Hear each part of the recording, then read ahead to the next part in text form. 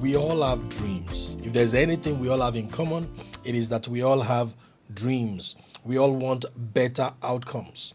We want tomorrow to be better than today.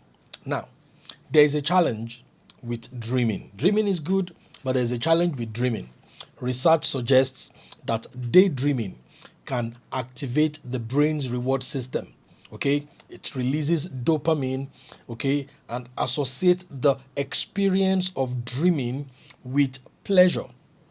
This can make daydreaming a potentially addictive activity as our brains start to equate this feel good sensation. Or rather, our brains begin to crave, this feel good sensation that, daydreaming provides. And let me explain it to you in another way. Your mind can really not tell the difference between when you're dreaming or when you are experiencing your dreams in reality. And this is the challenge. It is possible for someone to go from dreaming to dreaming. Okay, you just move from dreaming to dreaming and you don't actually actualize your dream. Now, why am I sharing what I'm sharing with us today? In recent times, as I interface and interact with people, I've come to find out, it's end of one quarter already. A lot of people have drifted away from what they said they were going to achieve in 2026. Okay, a lot of people have drifted away from what they set out to achieve in 2026. And this is my message to you tonight. The first thing you have to do to turn your dreams into reality is to wake up. That's the first thing you have to do is wake up. You have to realize that nothing just happens. Okay? Nothing just happens. If you don't make things happen, your dream will remain ideas forever. This is what I have discovered. Successful people, they have a bias for action. Okay, and when I say a bias for action, I'm not talking about being busy. I'm talking about doing exactly what you said you were going to do. Okay, doing exactly what you must do so that your dreams can come to pass. I'm saying to you that if you don't drive, you will drift. You see, the nature of life is that life will blow you in a direction, or life will take you to places that you don't want to go. If you don't fight for your dreams, if you don't drive, you will drift. Someone said that if you don't have a plan for your life, you will fulfill other people's plans. See, because other people have a plan for your life. That's the truth. When people set up businesses, they expect so many customers. And what I'm trying to say is somebody is praying, somebody is planning, somebody has structured you into their profits. Okay, and it does not matter if what they are selling benefits you. But then the question is, if you don't have a dream of your own, you will have no choice but to participate, whether it benefits you or not, in the dreams of other people. I'm asking you to take charge of your own affairs. Okay? Take charge of your own affairs. Listen, what is happening to everybody. But there are some people that will still end 2026 exactly the way they said they wanted it to end for them, or exactly the way they planned it to unfold for them. See, some will even end this year better than they started it. Okay, some will end it better, some will end it exactly the way they designed it to unfold for them, and some will end the year with regret. It's just the end of Q1. The good news is you can do something about it. Okay, you can do something about it. And there are two suggestions I want to make tonight. You want to end this year exactly the way you planned it, or better than you planned it. You have to what? You have to drive. You have to take responsibility. You have to take charge of your own affairs. Don't forget, if you don't drive, you will drift. Now, what are those two suggestions I have for you? They are very, very simple. I'm going to ask you tonight to maintain clarity. That's number one. And then number two, practice focused execution. Let me say them again. Two things I want you to do. Two things I believe you must do to end the year the way you designed it, or better than you designed it, is first to maintain clarity. No matter what's going on, listen, there are challenges. They are happening to everybody. There's discouragement flying all around. It's happening to everybody. There may be setbacks. It is happening to everybody.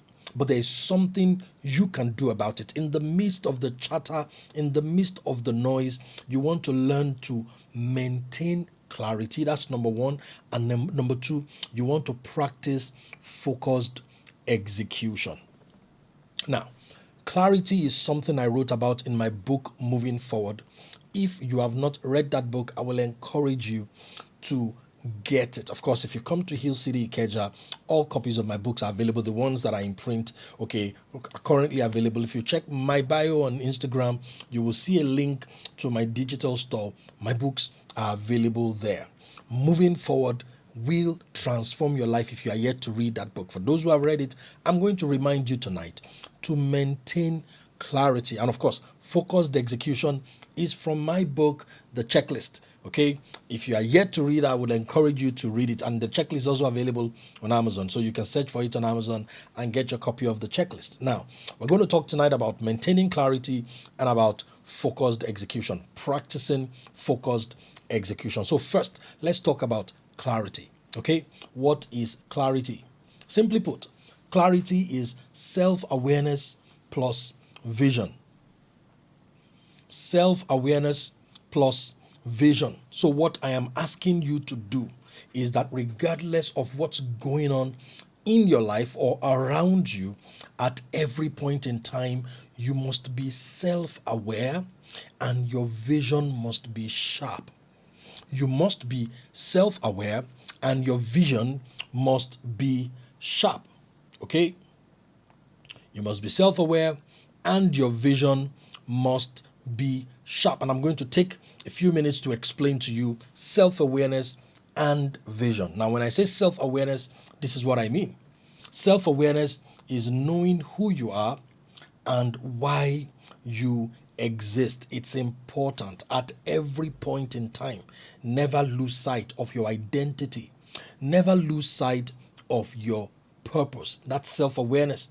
Now, vision, on the other hand, vision is seeing beyond your current reality and knowing what to do next. Okay? Vision is seeing beyond your current reality and knowing what to do next. Now, let me say something to you about vision. Vision is not a gift. Vision is an ability we all possess, except the mentally lazy. And what I'm saying to you tonight is, if you look deep enough, you will see. Everybody has the ability to see with their imagination, regardless of what's going on around you. Everybody has the ability to see possibilities.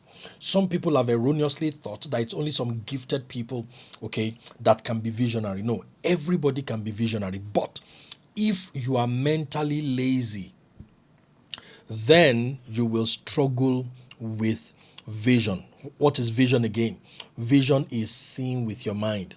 Vision is seeing beyond your current reality and knowing precisely what to do next. Now, in my book, Moving Forward, I share with you what I call clarity check.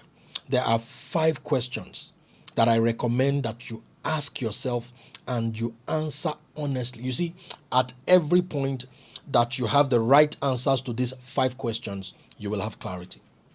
So this is an exercise you should do from time to time. Okay, just answer these 5 questions. I would recommend perhaps you do it on a monthly basis. You can do it on a quarterly basis. Just answer these 5 questions. If you can answer them honestly, you will have clarity. Now, what are those 5 questions? Question number 1, what am I doing? Okay, what am I doing? This question clarifies the past and defines the present. What am I doing? Okay, that question, if you will answer that question honestly, it will clarify the past for you. It will define the present for you. It will identify your goals and your next steps. The question, what am I doing? Okay, if you are in a relationship, you're married, this is a question you can ask your spouse, or you can sit down and evaluate together with your spouse. What are we doing? What am I doing? You are running a team or leading a team, or you're running an organization. Answer this question. What am I doing? What are we doing? Then we go to the second question. The second question is, why am I doing what I am doing? Why am I doing what I am doing? This is the purpose question. See, for you not to give up in life, you need what I call a strong reason. For you not to quit, for you not to give up on your goals, for you not to give up on your relationships, for you not to give up on your projects and your deadlines, you need what I call a strong reason. When you can answer this question honestly, you get a strong reason, okay? And strong reasons inspire resilience. When you say to yourself, let me give an example.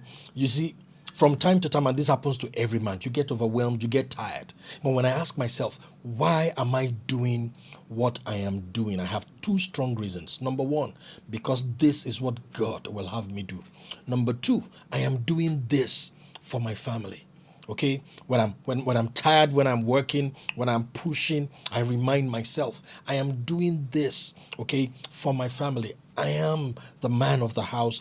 I am the pathfinder. I am the model. I am the provider. So this is what I have to do. I remind myself, okay, my strong reasons. And that's because I answered the question, why am I doing what I am doing? Now, the beauty of it is when you ask yourself that question and the answer you give yourself is not strong enough, it helps you to give up quickly on things that are wasting your time, wasting your resources. When I ask myself the question, why am I doing what I am doing? And the answer is not connected to my strong reasons, to the reasons why I do, or to my purpose, then I know I need to quit this. Okay, this is taking my time. This is wasting my resources. I need to give up on this. So the first question is, what am I doing? The second question is, why am I doing what I am doing? The third question is very important. Who am I working with? Who am I working with? It has been said that in life, you don't go as far as your dream. You go as far as your team. Now, many of us who are strong, we think we can get things done with just anybody, and it doesn't work that way. Okay, I love to watch football, especially the English Premier League. And one of the things I found out about successful clubs is the first thing they do is that they assemble a strong team. You see, no matter how ambitious, no matter how much you want to win a tournament, if you don't assemble a strong team, you are not going anywhere. So what this question will do is to help you to evaluate your relationships, evaluate the people you are working with. Now watch this. The law of attraction says who you are is who you attract and who you can keep in your life. So when you look around you and you find out that you're working or you are doing life with incompetent people, it simply means you need to take your game to another level. You need to improve on your level of competence. Don't just look around you and say, like the title of that book, why am I surrounded by idiots? The truth of the matter is when you find yourself in the midst of idiots, it simply means you are one of them.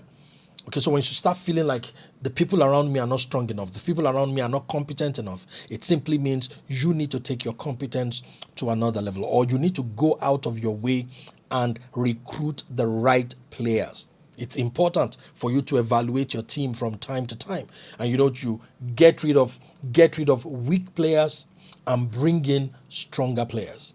That's the truth.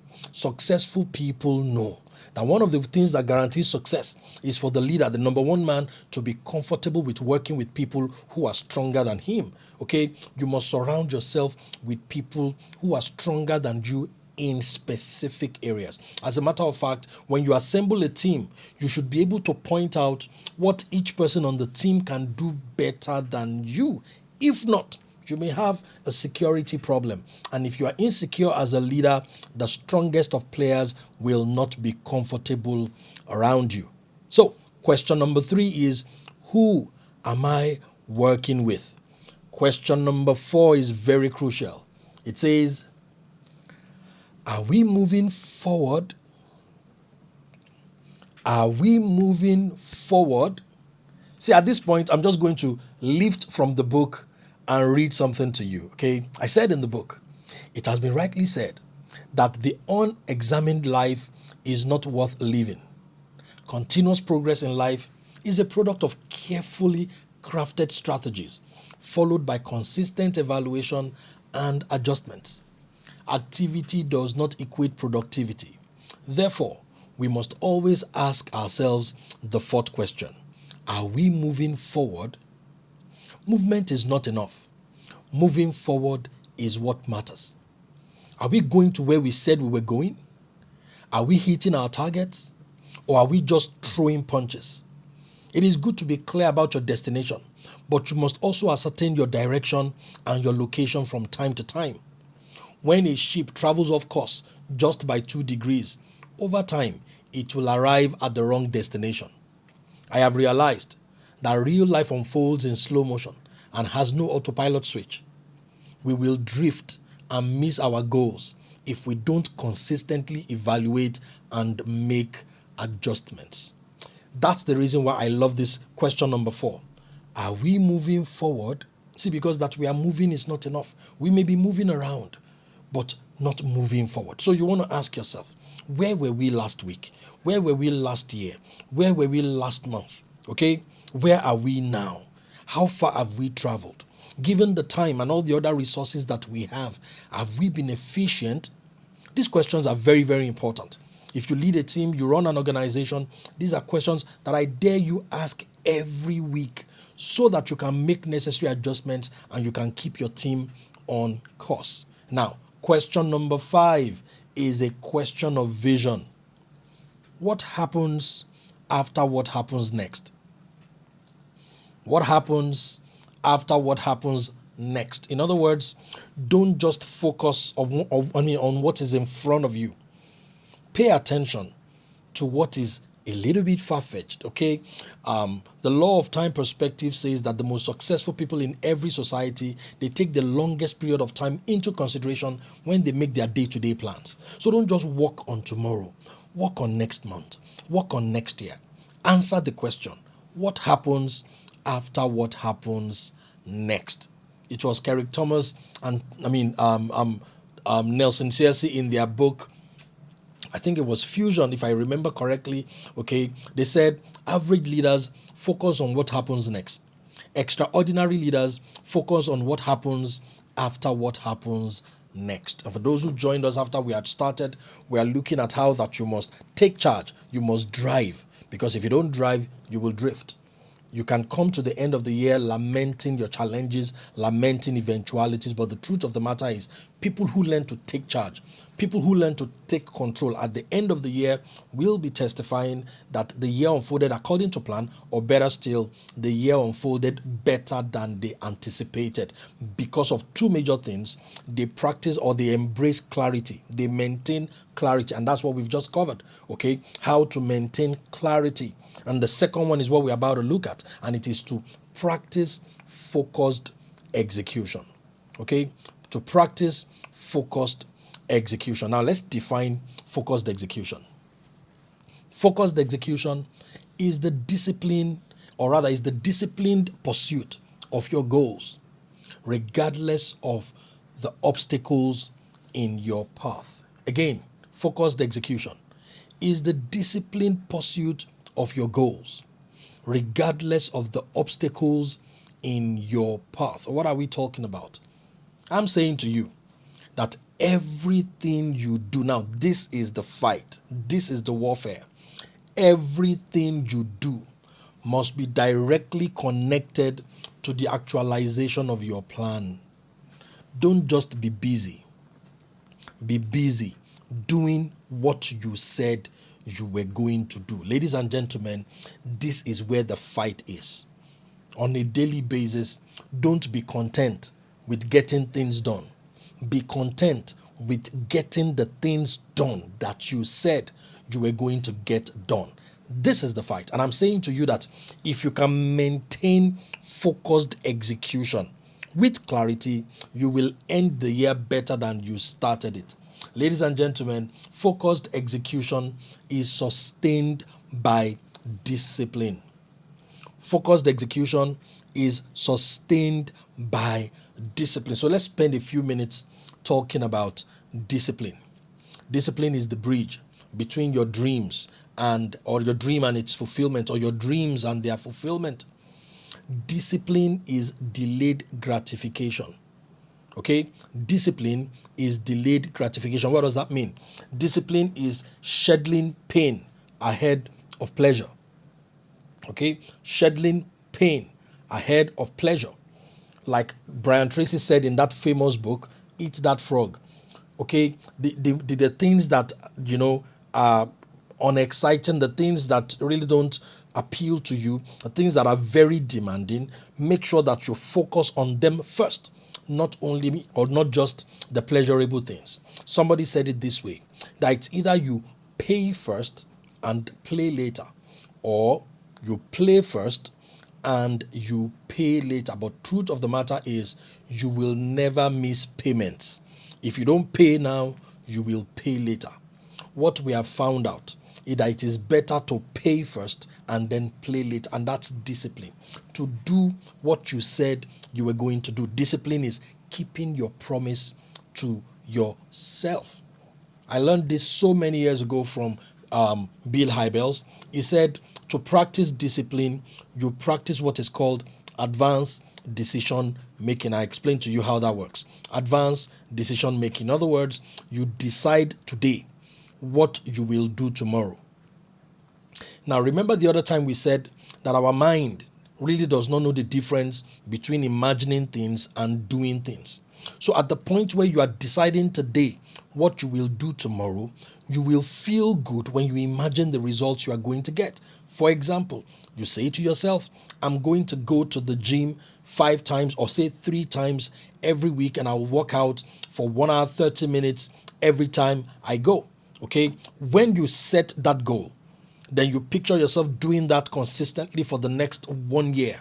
You see yourself losing weight, you see yourself becoming fit, you see a better figure, you see a healthier you see a freer you, okay, a joyful you. Your body begins to reward you with feel-good hormones. Dopamine is released at the point where you are thinking about it. So at that moment, you set your goals. That's advanced decision making. Now, when tomorrow comes, when it's time to go to the gym, you wake up and guess what? You don't feel like going. What do? You do what you said you were going to do without consulting your feelings in the moment. You make your body do what you said you were going to do. See, I don't know about you. This happens to me all the time. At the point of dreaming, sometimes I even declare it publicly. People are excited. Oh, I'm going to do this. I'm going to do that. For example, I said, beginning of this year, I was going to release a new book, okay, in first quarter. And it was a fantastic dream. I felt good about it. But when the time came for me to work on the book, it was not easy. Okay, but what did I do? I practiced advanced decision making. I said to myself, since you had made this promise, and sometimes it's the reason why I declare some of my dreams publicly, because I know I have people in my life who are going to hold me accountable, who are going to ask, you said you were going to do this. And as a leader, there's nothing as terrible as when you don't keep your word. So the moment I say it publicly, I know I don't have a choice. I have to force myself to do what I said I was going to do. And I think it was about 2 or 3 weeks ago, the book was released. Fantastic book, blessing people all over the place. See, but much more than how people are being blessed, are being inspired, are being helped by the book, I am fulfilled because I kept my promise to myself. But ladies and gentlemen, it was not easy. There were many nights I woke up with headaches. There were many nights I woke up to work on the book and I didn't feel like working on the book, but I made sure I worked on the book. Okay, that is advanced decision making. What have I said? I said that discipline, okay, focused execution, is sustained by discipline. Focused execution is sustained by discipline. Discipline being the bridge between your dreams and their fulfillment. Now, I want to begin to wrap it up tonight because of time, and I want to share with you 3 practices that facilitate focused execution. 3 practices that facilitate focused execution. You want to maintain your focus. You don't want to break your flow. You want to keep your promise to yourself. 3 things I'm going to encourage you to do. This is the first one. Find your rhythm. Okay? Find your rhythm.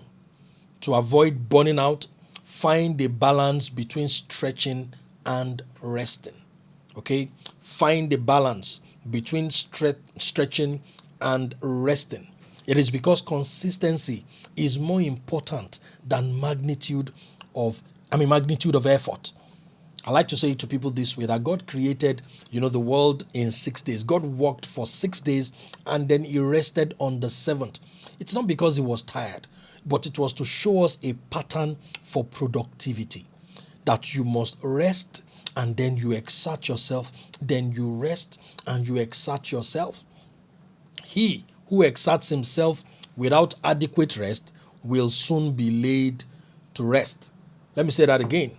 He who exerts himself without adequate rest will soon be laid to rest. So you have to learn to find your rhythm, and watch this. Your rhythm is not the same as mine. Mine is not the same as the other person. You have to learn to be comfortable in your own skin. You will hear some people say stuff like, and I'll give you a personal example. You hear people say stuff like, some people sleep 7 hours every night. Some people 8 hours. For like almost not less than about 4 or 5 years now, I have not slept more than 4 to 5 hours every night. And it is because my sleep cycle got messed up somewhere along the line. But listen to this. So even though I don't get that sleep during the night, I take power naps during the day. See, because I must rest. And listen, when we talk about you resting, sleep is not the only way to rest. So for me, even though I don't get the number of hours that I know I need in the course of the day, when I get the opportunity, I take power naps and then I rest my mind a lot. Okay, I consciously unplug from work. I recreate. Listen to me. You must invest in your recreation just as much as you invest in your work. I like to say to people jokingly this way, that your creativity is tied to the quality of your recreation.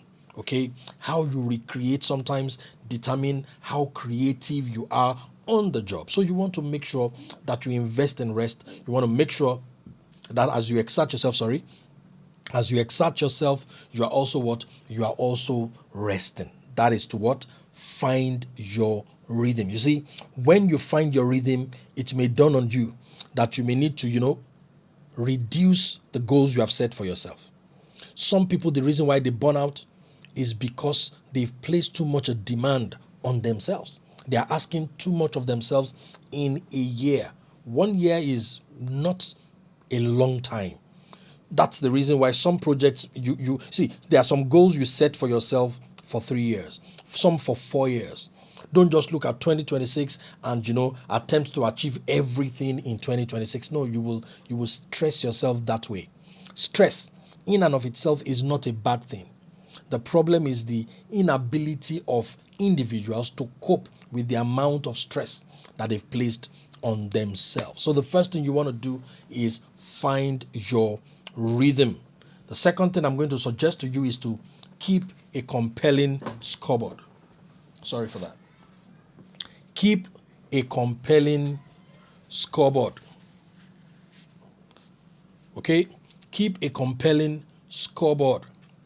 The difference between a match and a training session is the scoreboard. When we are in a training session, it may really not matter how many goals, we score. But when the match is going on, everybody is looking, at the scoreboard. Chris McChesney, Sean Covey, and Tim Hewlin, in their book, what's the title of that book now? 4 Disciplines of Execution. They said something interesting. They said people play differently when they are keeping score. Okay? People play differently when they are keeping score. Now, for your scoreboard to be conspicuous, you need to see it. Okay? You need to put your goals and how you are doing somewhere you can always see it. For example, if you're working with a team at work, you want to have your board conspicuous in the office. The moment everybody comes in, you can see what we are trying to achieve. You can see how we're doing, okay, right there. I work with a team, for example, and we have a WhatsApp group. On a weekly basis, our score is presented by one of the team members on WhatsApp. So everybody gets to see it. Okay. For us, religious organizations, Sunday is our Monday. Before close of Sunday, we have our scoreboard. All right. How are we doing? This is what happened today. This is what happened today. This is what happened today. And then we sleep over it. By Tuesday, we have a meeting where we make decisions based on what happened the previous Sunday. So I'm going to ask you to make your scoreboard compelling. Okay. Use your phone. Use reminders on your phone. Use, your computer screensaver. That's another option. For example, once I minimize all the windows on my screens where I work here, what is on my screen are my goals for the year. The moment I minimize a page I'm working on, I'm looking at my goals. And so it feels good. For example, I have about 4 or 5 major goals for 2026. And it feels good every time I look at this screen because the number one goal has been ticked off.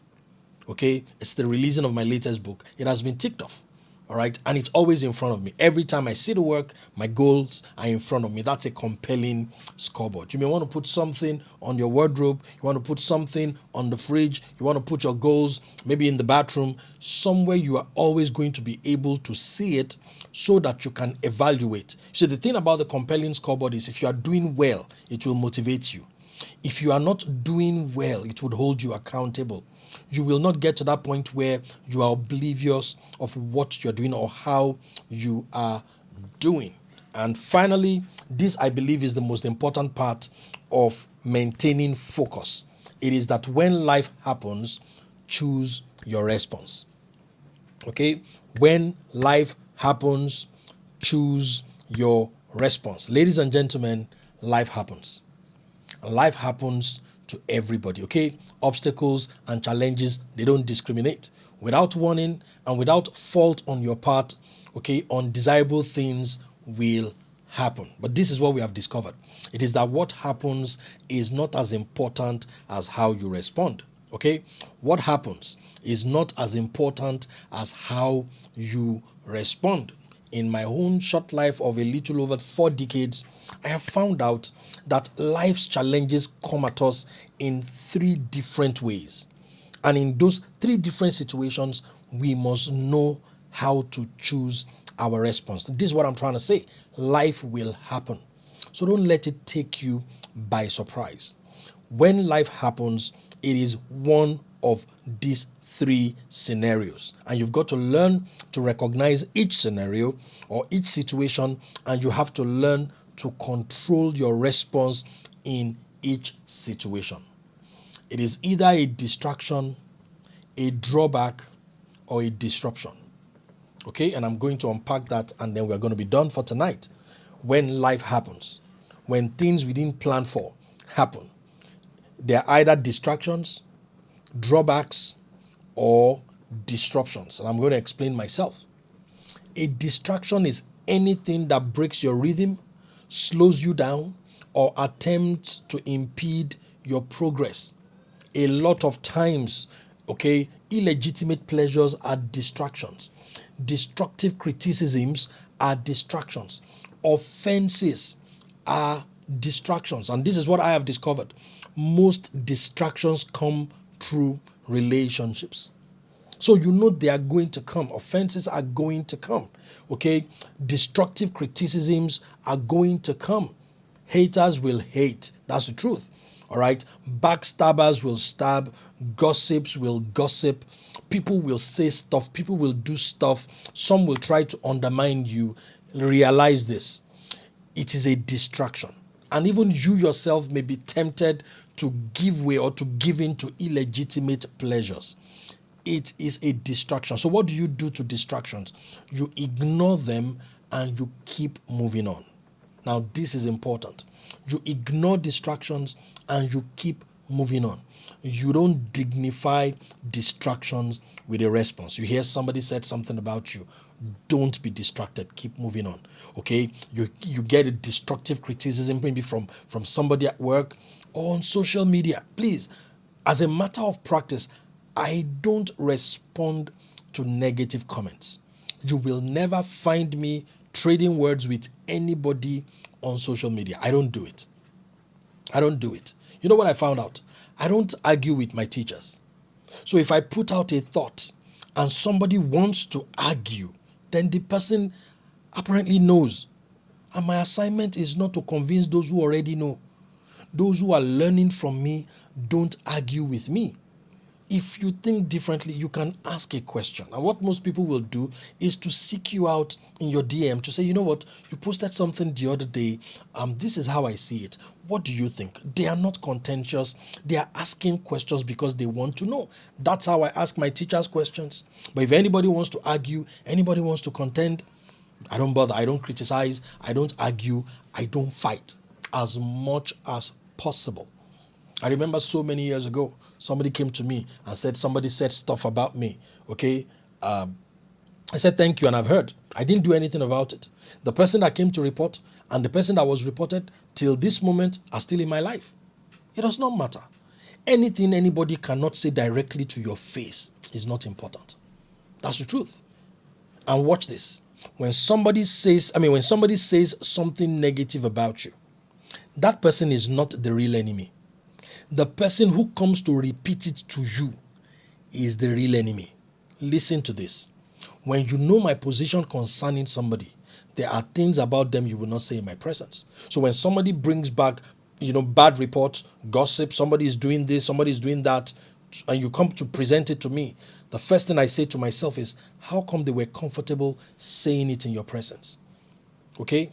The reason why they are comfortable saying it in your presence is because you and them have more in common than you and I.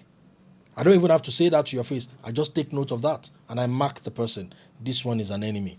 This one is not my friend. Because you see, when somebody is saying something negative about somebody I care about, they are not hurt, okay, until I repeat it. So protecting my loved ones, protecting my friend is not repeating to them the negative things that people are saying about them. So you have to be careful. Most distractions will come from people that are close to you. For those of us who are married, a lot will happen in your marriage. They are distractions. Most of the time, 70 to 80% of what we argue about in very close relationships, they are not important. They are not necessary. Like my wife will say, you have to learn to not sweat the small stuff. Let things go, okay? Ignore distractions and keep moving on. The second one is a drawback. Now, what is a drawback? It is a negative occurrence that reverses your progress. Listen, there's nothing you can do about it. It has happened. It's a negative occurrence. It has taken you 2 steps backwards, 5 steps backwards. You probably have lost time. Maybe you have lost an opportunity. You have lost some money. Okay, you have lost your reputation because somebody did something or something happened. It is a negative occurrence. It is a drawback. What do? Rest. Recover. Investigate the why. The Yorubas will say that when a child falls down, when a child trips, the child looks forward. But when an adult trips, they look backwards. Children are very, very, forward looking. They just want to keep moving on. You see, but the adult knows, if I don't know why that happened, then I can't prevent it from happening again. Because essentially, life unfolds in cycles. What is happening is still going to happen again. And that's the reason why even when you are successful, it is good for you to investigate even your success. Why? Because in every success is the seed or the template to reproduce itself. So when something happened that you don't like, okay, it's a drawback, rest, recover, investigate the why. And once you're comfortable, you're okay, then you bounce back. People have asked me, how do I know I've rested enough? How do I know I have taken enough time off? Desire will begin to grow again within you. That's it. You see, this is what I found out. When you're a dreamer, when you're an achiever, no matter what the setback is, it's only a matter of time. Desire will return. When your desire begins to return, all you need to do is go back to your drawing board, figure out exactly where you stopped. You have investigated the why, then you do what? You review your plans, okay? You refresh your plans, and then you bounce back. The third one is the most important. It is a disruption. Now, what's a disruption? It is an unexpected event, divinely orchestrated to expedite your success. Let me say that again. A disruption is an unexpected event divinely orchestrated to expedite your success. We all dream, we all have aspirations. But you know, the biggest of our dreams is nothing compared to the plans that God has for us. And sometimes, because God knows that we may not be able to embrace the totality of His plan, there are things He allows in our lives without pre-informing us. Okay? Sometimes we have glimpses, sometimes we have, suggestions, ideas, but most of the time, God will just come into your life and interrupt you, like He did Mary. Okay? The angel just showed up and then said to me, Mary was planning a wedding. She was not planning a naming ceremony. But then the angel came and said, you're going to have a child. That is a divine interruption. Now, the question I will ask you is this. But for the angel's visit, but for the birth of Jesus, who is Mary? So some of the interventions, some of the disruptions of God in our lives will expedite our success, will change our stories. And sometimes because God knows. Think about Joseph. What if God told Joseph, you will go to Egypt, you will be lied against, you will be in prison, I don't know about you. Maybe Joseph would not have signed up. And a lot of times, because God knows that we may not sign up, He will not reveal everything in totality. But He will interrupt us, okay, with opportunities. And what are we supposed to do? We are supposed to discern God's will, and we are supposed to roll with the punches, okay? We surf the waves in obedience. All right. Sometimes God will bring a detour into your life. All you need to do is just to ascertain, okay, this is of God. Sometimes there are opportunities. Sometimes they come in the form of challenges. Okay. But then you can say, okay, this is of God. The moment you realize that, what do? You adjust your life to disruptions. Your Mary becomes a mother even before she becomes a wife. You adjust your life to it. Why? You cannot kick against the gods. When you begin to fight against the will of God, you are the one that will lose out. You see, no man can stop the plan of God from coming to pass. He can only disqualify himself from participating in it. So there are three things that will happen to us. Like I have said, it's either a distraction, drawback, or a disruption. Whatever it is, you have to learn to choose your response. What have we covered tonight? We have come to the conclusion that we all have dreams. We all have dreams. But if care is not taken, life will take us in directions we don't want to go, because nothing just happens. That's why I said, if you don't drive, you will drift.